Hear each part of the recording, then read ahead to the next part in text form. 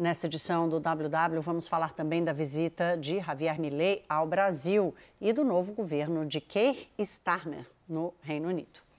Quero dar boa noite para quem está conosco na roda hoje.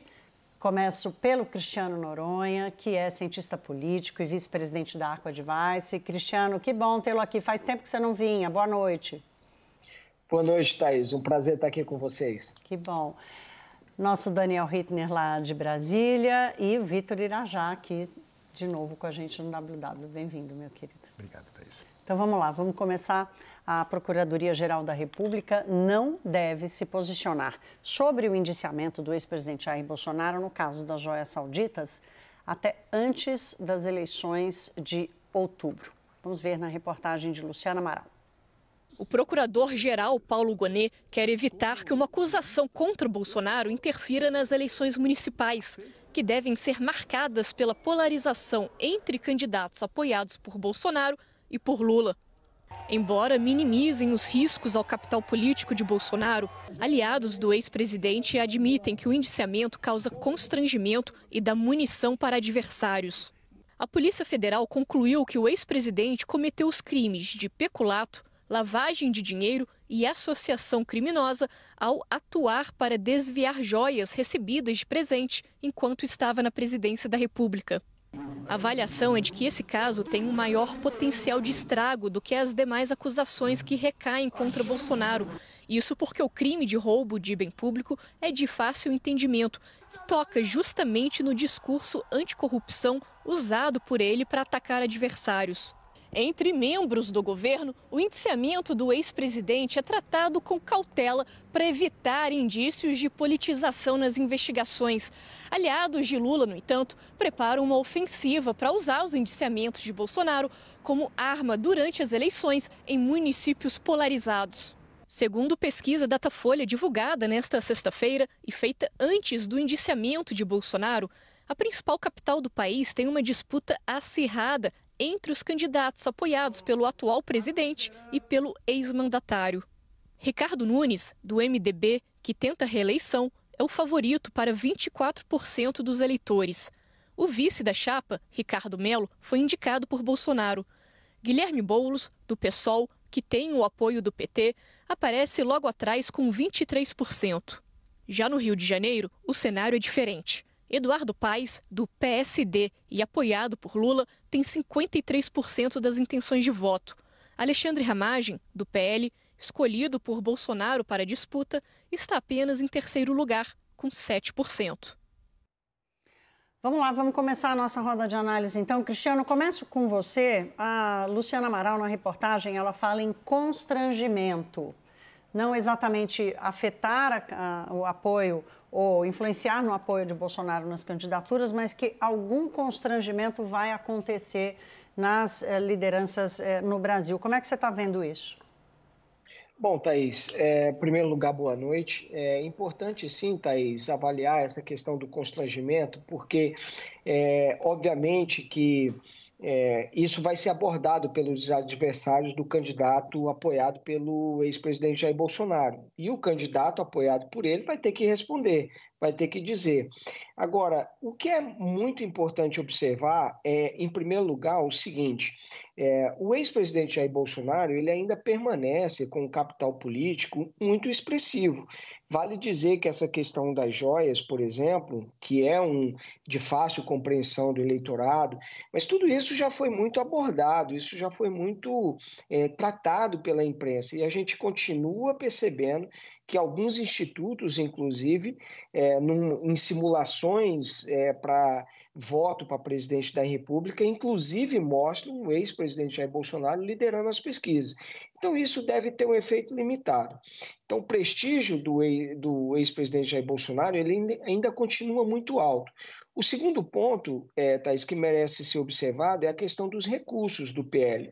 O PL é o partido que vai ter o maior volume de dinheiro do fundo eleitoral para fazer as eleições. Isso também pesa. E a gente tem que observar também que as gestões, elas vão ter que responder muito por questões locais também, né? Por mais que em alguns lugares as eleições elas sejam nacionalizadas, talvez seja o caso do Rio de Janeiro, São Paulo, porque são grandes centros, mas as questões locais também pesam bastante. Então, eu acho que, de certa forma, a nossa avaliação é de que esse desgaste todo ele tem um impacto limitado. E, obviamente, que vai depender muito de quando a PGR vai seguir adiante com essa denúncia, se vai ser antes ou se vai ser depois das eleições. Isso também tem um peso importante e uma influência. E outro ponto, Thaís, a gente fazendo um comparativo aí importante com essa eleição, com as eleições americanas, é preciso ressaltar também o desempenho dos eleitores nesses debates eleitorais. Esses debates também acabam formando a opinião do eleitor. Então, é importante também que nesses debates desses grandes centros também, cada candidato ele tenha um bom desempenho. Se, caso contrário, isso pode acabar tendo algum impacto negativo para essas candidaturas nas eleições. Então, eu acho que esse indiciamento é uma parte da questão, mas ele não vamos dizer assim, o divisor de águas para definir as eleições nos municípios brasileiros, Thaís. Faltam só 3 meses, mas faltam 3 meses, o que também é muito, né? Em 3 meses, muita coisa pode acontecer. Daniel, aproveitando que você está em Brasília, hoje mais cedo o Theo Cury, nosso analista de política aí de Brasília, nos trouxe essa informação do Paulo Gonet decidir evitar que esse indiciamento vire material de campanha, para um lado e para o outro. Qual a repercussão dessa estratégia de Gonet aí em Brasília? Bom, Thaís, tem duas coisas ali para se observar, né? Tanto a estratégia de Gonet muito clara de não deixar que uma denúncia seja feita antes do período eleitoral, antes das eleições, para não prejudicar, para não influenciar, não contaminar o debate político com essa eventual denúncia, e uma percepção aqui dos tribunais, do mundo jurídico, do ambiente político também, de que Bolsonaro não corre risco de uma prisão preventiva. Da mesma forma em que os próprios aliados de Bolsonaro consideram que é muito alto o risco de ele acabar sendo preso em algum momento, não seria por meio de uma prisão preventiva, e sim por um julgamento do mérito, né? Não de forma preventiva. Agora, sobre isso que a gente estava falando, do impacto político, hoje eu lembrava do seguinte: na exata semana em que foi divulgado pelos nossos colegas do estado de São Paulo o caso das joias, naquela semana uma pesquisa da Genial Quest tentou identificar quais eram os assuntos mais comentados nas redes sociais do público identificado como mais progressista, do público mais conservador nas redes sociais e de um público que se considerava desinteressado em política. E onde que as joias estavam sendo verdadeiramente comentadas? Entre o público esquerdista, entre o público progressista e pela imprensa, que faz o seu papel de noticiar de forma equilibrada os fatos. No público conservador, o que estava pegando naquela semana era a peruca do Nicolas Ferreira no plenário da Câmara. Sim. E entre os desinteressados, nenhum dos dois assuntos, o que mostra o seguinte: às vezes a gente considera de imensa importância algo que de fato tende a mover a política, mas no mundo conservador, de um eleitorado já fiel, cristalizado do bolsonarismo, isso não vai afetar. E aí é preciso lembrar que outra pesquisa recente da Atas Intel detectou que 34% das pessoas que votaram em Jair Bolsonaro em 2022 não acham que Lula venceu as eleições. Sim. Então, dificilmente vai ser um indiciamento ou mesmo uma denúncia que vai afetar a disposição desse eleitor. Claro, não, é assim, o que a gente vem chamando a atenção da grande diferença para a eleição de 2020, que lá o mundo já era um mundo polarizado, né? Mas o enfrentamento maior era da pandemia, quer dizer, a gestão de Bolsonaro na pandemia foi o que mais pesou naquele momento, ele não tinha partido, era quase que um cabo eleitoral por ele mesmo, né? E com a prerrogativa de ser o presidente da República, mas não uma força política com todos esses elementos que o Cristiano Noronha chamou aqui. Vitor, eu quero te ouvir especificamente sobre o caso de São Paulo, maior cidade do país, maior capital, ou seja, tem toda a força política que carrega. Hoje saiu a pesquisa do Datafolha, no primeiro turno tem empate técnico com o Guilherme Boulos, entre Guilherme Boulos e Ricardo Nunes. No segundo turno, o desempenho de Nunes hoje pelo Datafolha sai melhor. Nunes também teve um ganho na sua aprovação na capital. Como é que você encaixa isso, o apoio de Bolsonaro, quer dizer, o fato de Bolsonaro ter escolhido o vice, que não era exatamente o que o MDB queria junto a Nunes, falando especificamente de São Paulo? Thaís, existe um cenário muito específico aqui em São Paulo, porque é a primeira experiência de uma forma mais séria do bolsonarismo sem Bolsonaro. Isso porque, num primeiro momento, a campanha de Ricardo Nunes, inclusive, queria a participação e a influência do ex-presidente Jair Bolsonaro, mas de uma forma velada, né, em que os principais assessores, os principais aliados do ex-presidente mais atuariam para diminuir, né, para criticar as candidaturas, né, dos outros campos, tanto de Tabata Amaral, por exemplo, como, evidentemente, de Guilherme Boulos, mais criticá-los do que aparecer como um apoiador ostensivo da candidatura à reeleição do atual prefeito. Isso porque, ao mesmo tempo que Bolsonaro atrai esses votos, ele também afasta muitos votantes de um campo ali que Ricardo Nunes tem uma capacidade, ou pelo menos vai tentar conquistar. Porque Guilherme Boulos tem vamos dizer assim, uma limitação exatamente para crescer.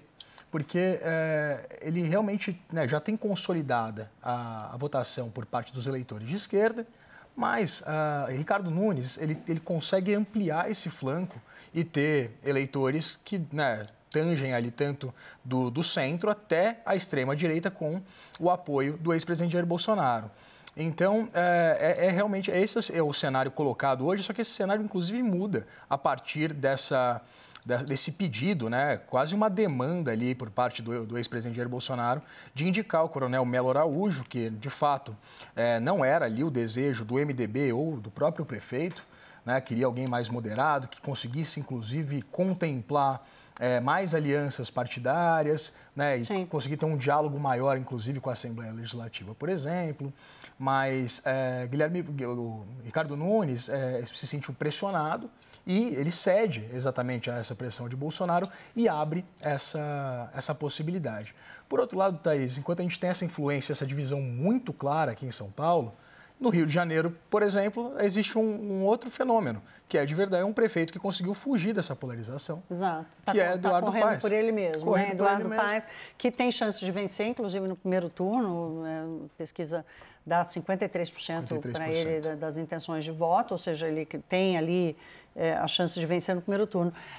Cristiano, queria te ouvir, você citou no teu primeira participação aqui a força do PL, não só de recurso, mas também a força política do partido. Eles, na eleição de 2020, fizeram ali cerca de 300 e poucos prefeitos, 340, 350, quase 350 prefeitos, e Valdemar da Costa Neto vem dizendo pelos bastidores que quer triplicar esse número. O quanto isso reforça ou fortalece o movimento político bolsonarista pelo país, e não como uma vitória específica do PL?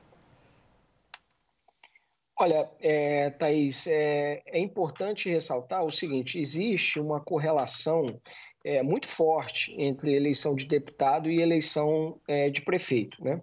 Então, a gente teve a bancada do PL, por exemplo, apoiado pelo presidente Jair Bolsonaro, concorrendo pelo PL, o partido acabou elegendo a maior bancada na Câmara dos Deputados. quando você tem um partido com uma bancada expressiva na Câmara dos Deputados, isso significa que esse partido ele tem mais recursos para distribuir nos estados, obviamente tem mais dinheiro do fundo partidário, obviamente que o PL é um partido que tende a crescer sim nessas eleições municipais. Não sei se necessariamente vai triplicar o número, chegando a 900 partidos, mas certamente o partido vai aumentar consideravelmente aí o número de prefeituras, né? E isso, obviamente, tende a ajudar o partido mais à frente nas eleições de 2026, porque também esses prefeitos acabam ajudando na eleição de deputado federal. Uma eleição de ajuda mútua, né, entre prefeitos e de deputados. E isso tende a manter, sim, o PL como uma força importante. E essas eleições municipais, Thaís, não que ela necessariamente reflita, vamos dizer assim, na eleição presidencial, mas é uma eleição importante porque em muitas localidades os partidos podem testar discursos, testar eventualmente apoios também, ver como é que os partidos estão dialogando, né, com os eleitores, e eventualmente isso pode ser recalibrado para a eleição seguinte. Entendi. Então eu acho que para o PL é uma eleição muito importante, onde o partido deve provavelmente aumentar o número de prefeituras, né? E isso, obviamente, acaba aumentando ali o cacife do ex-presidente na eleição seguinte.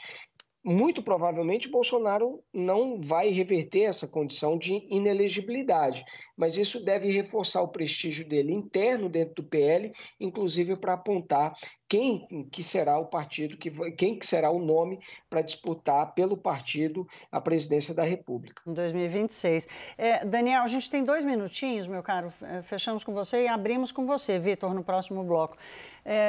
Eu queria te ouvir sobre o Lula, o PT, como é que o partido do presidente está assistindo a essa movimentação e a essa conclusão que nós estamos tendo aqui, né, de que os indiciamentos e tudo isso, do ponto de vista criminal, aí, os processos que o Bolsonaro enfrenta não vão enfraquecê-lo politicamente.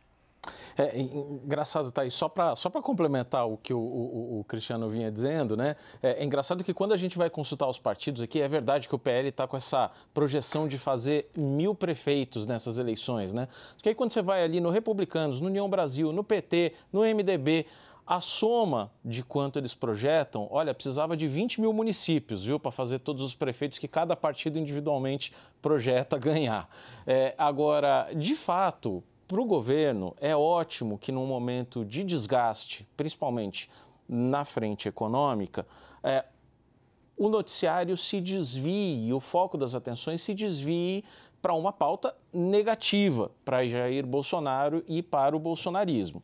Agora, o governo, no final das contas, não tem muita expectativa de que haja algum grande elemento que mude completamente o tabuleiro. Quer dizer, as peças do jogo podem estar posicionadas de forma diferente.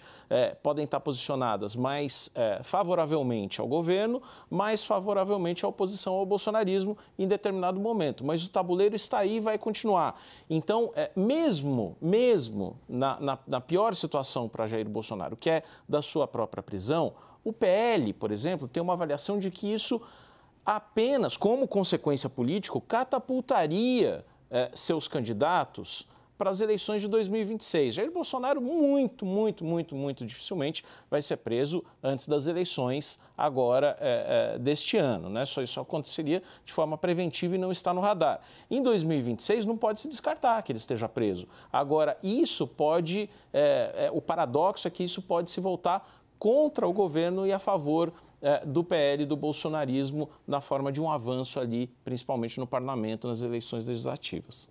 A gente vai terminando esse primeiro bloco aqui falando da força do bolsonarismo e só fechando o contexto que a gente vive hoje na política internacional, em que Donald Trump, com vários processos, não perde força política. O presidente Lula foi preso, passou 580 dias na prisão, volta e é presidente da República no Brasil. Ou seja, há muito aprendizado aí pela frente. Cristiano Noronha, cientista político e vice-presidente da Arco Advice, obrigada pela sua companhia aqui hoje. Foi rapidinho, mas foi ótimo. Obrigada, boa noite para você. Boa noite, Thaís. Boa noite a todos. O Daniel e o Vitor vão seguir comigo para a gente continuar no próximo bloco falando sobre a chegada de Javier Milei amanhã aqui no Brasil, onde ele vai participar de um evento com Jair Bolsonaro. Até já.